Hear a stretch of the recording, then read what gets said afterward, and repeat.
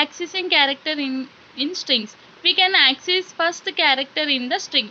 ఏదైతే స్ట్రింగ్ ఉందో ఆ స్ట్రింగ్లో మనం ఫస్ట్ క్యారెక్టర్ని యాక్సెస్ చేయాలి. అది ఎలా యాక్సెస్ చేయాలి? ఇండెక్స్ అనే దాన్ని మనం యూస్ చేసుకొని ఏదైతే స్ట్రింగ్లో ఫస్ట్ లెటర్ ఉందో నాట్ ఓన్లీ ఫస్ట్ లెటర్, మనం ఈ స్ట్రింగ్లో ఇచ్చిన ఏ ప్లేస్నైనా యాక్సెస్ చేసుకోవాలి అంటే ఈ ఇండెక్స్ని యూస్ చేసుకొని యాక్సెస్ చేయాలన్నమాట. అది ఎలా అనేది నేను మీకు ఇప్పుడు చెప్తా. We can access individual character in the string using this position which starts from 0. ఇక్కడ ఏంటి అని అంటే ఈ ఇండెక్స్ అనేది స్టార్ట్స్ ఫ్రమ్ 0 అనమాట.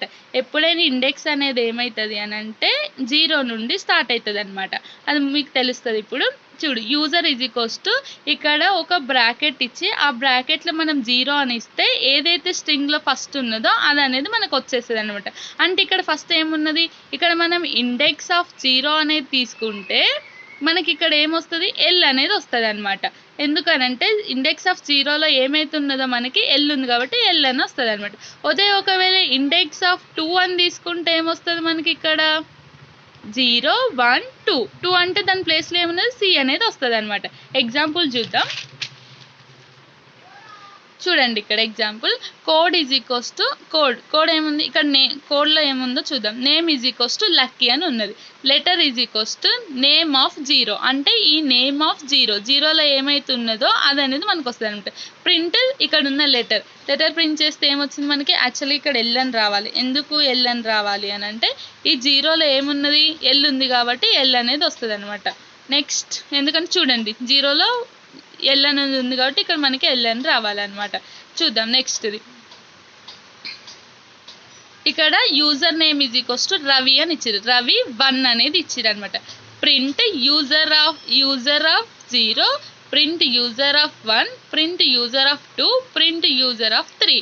అంటే ఇప్పుడు ఈ బ్రాకెట్స్లో 0 1 2 3 అనేది ఇచ్చినాం.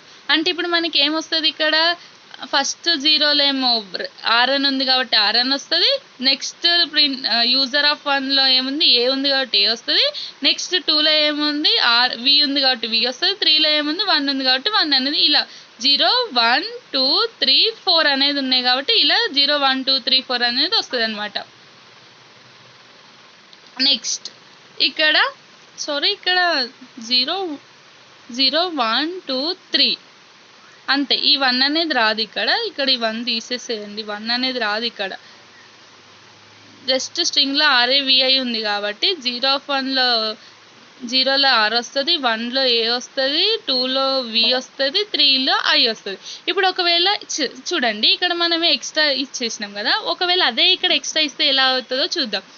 User is equals to Ravi కానీ ప్రింట్ యూజర్ ఆఫ్ 4 అన్నాం. కానీ ఇక్కడ మనకి ఏమేమి ఉన్నాయి, 0 1 2 3 ఉన్నాయి. కానీ మనం ఇక్కడ 4 అడుగుతున్నాం. అప్పుడు ఏమవుతుంది, మనకి ఇండెక్స్ ఎర్రర్ అనేది వస్తుంది అనమాట. ఎప్పుడైతే మనము ఇచ్చిన స్ట్రింగ్ దానికంటే ఎక్కువ నెంబర్ని యాక్సెస్ చేసినామో అప్పుడు మనకి ఇండెక్స్ ఎర్రర్ అనేది వస్తుంది అనమాట. String index out of range అంటే ఏంటిది, మనం ఇక్కడ ఇచ్చిన స్ట్రింగ్ రేంజ్ కంటే ఎక్కువ అడిగినాం, అవుట్ ఆఫ్ రేంజ్ అనేది అడిగినాం కాబట్టి మనకి ఇక్కడ ఇండెక్స్ ఎర్రర్ అనేది చూపిస్తుంది అనమాట. అంతే. Thank you. Like, share and subscribe.